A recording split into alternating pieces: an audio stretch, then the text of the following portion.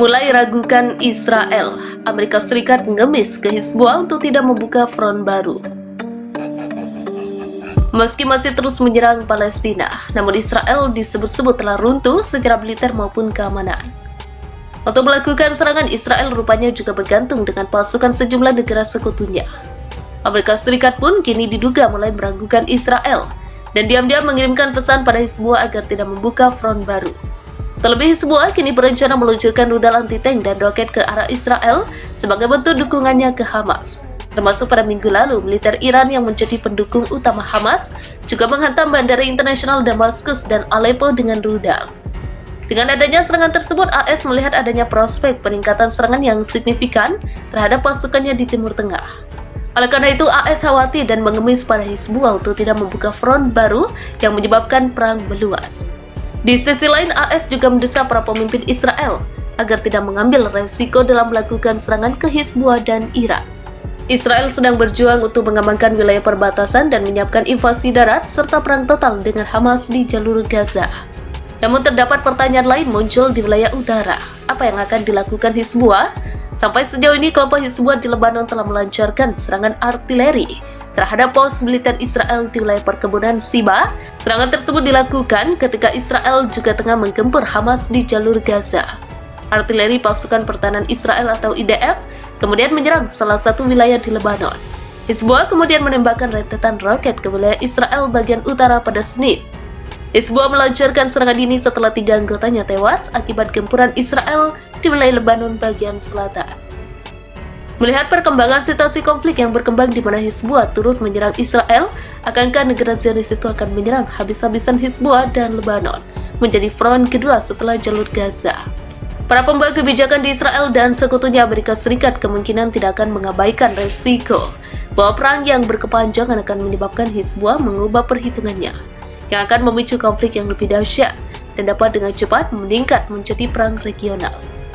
Bahkan ketika Israel memfokuskan pasukannya di jalur Gaza, Israel dan sekutunya harus secara bersamaan membangun kembali pertahanan di wilayah utara untuk memastikan bahwa Hizbullah terus berada di pinggir lapangan dan tidak terlalu jauh terlibat dalam konfrontasi langsung dengan Israel. Baik Hamas maupun Hizbullah telah lama mendapat manfaat dari dukungan Iran, sambil mendukung kebangkitan Hizbullah di Lebanon pada tahun 1980-an dan 1990-an. Teheran juga mencari peluang di wilayah Palestina pada saat Hamas baru saja bangkit dari intifada pertama. Meskipun Hizbullah adalah penganut Syiah seperti rezim Iran dan Hamas adalah penganut Sunni, keduanya menunjukkan militansi, fundamentalisme Islam, dan dedikasi untuk menghancurkan Israel. Semuanya sesuai dengan strategi Teheran dalam membangun proksi regional. Meskipun memberikan pelatihan dan dukungan kepada Hamas, Hizbullah mungkin tidak ingin campur tangan langsung dalam perang dengan Israel yang dimulai Hamas dengan operasi Badai Al-Aqsa.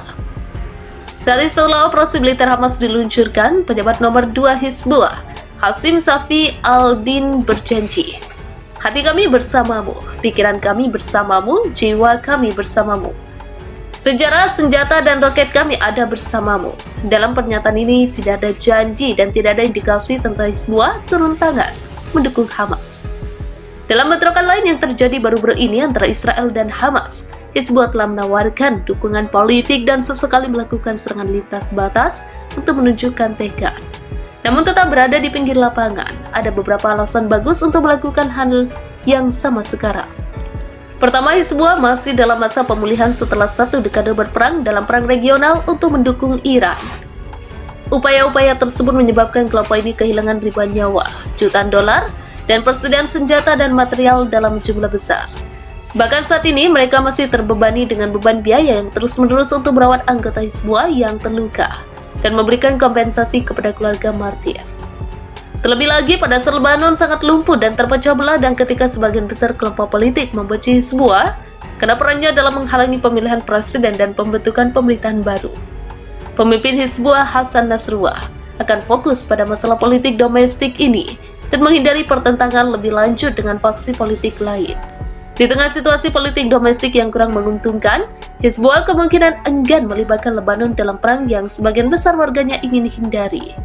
Selain itu, Hasan Nasrallah ingin menghindari pengeluaran tenaga kerja dan rudal dalam pertempuran yang bagi Hizbullah tidak bersifat eksistensial.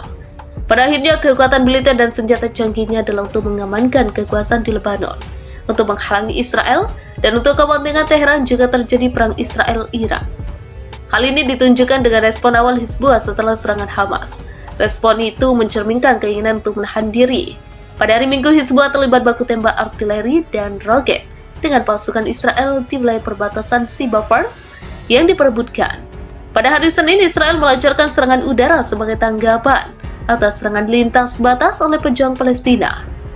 Dalam serangan itu, 3 pejuang Hizbullah. Sebagai tanggapan, Hizbullah memilih untuk menembaki instalasi militer Israel daripada meningkatkan serangan yang ditargetkan terhadap personel atau warga sipil Israel.